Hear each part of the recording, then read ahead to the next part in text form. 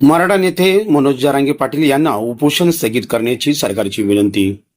मराठा समाजाच्या विविध मागण्याच्या पार्श्वभूमीवर आंतरवाली सराटी येथे मराठा नेते मनोज जरांगे पाटील यांची राज्याचे मंत्री राधाकृष्ण विखे पाटील यांनी आज शनिवारी भेट घेत सविस्तर चर्चा केली। यावेळी शासनाच्या वतीने मराठा आरक्षणासह विविध प्रश्नांवर सकारात्मक तोडगा काढण्यासाठी सरकार कटिबद्ध असल्याचे स्पष्ट करण्यात आले।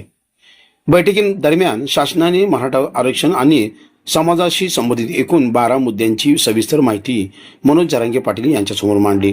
तसेच त्यांनी उपस्थित केलेल्या सर्व प्रश्नांवर आवश्यक कारवाई करण्यात येईल असे आश्वासन देण्यात आले। काही प्रलंबित विषयाबाबत कायदेशीर बाबीचा सखोल अभ्यास करून विधी तज्ज्ञांशी चर्चा केल्यानंतर योग्य निर्णय घेतला जाईल अशी ग्वाहीही सरकारच्या प्रतिनिधींनी दिली। मराठा आरक्षणाच्या मुद्द्यावर मुख्यमंत्री देवेंद्र फडणवीस यांच्या नेतृत्वाखालील महायुती सरकारने नेहमीच संवेदनशील आणि सकारात्मक भूमिका घेतल्याचा पुनरुच्चार यावेळी करण्यात आला। समाज हित, कायदेशीर चौकट यांचा समतोल राखत शासनाने अनेक महत्त्वपूर्ण निर्णय घेतले असून पुढेही संवादाच्या माध्यमातून प्रश्न सोडवण्याचा प्रयत्न सुरू राहील असे सांगण्यात आले।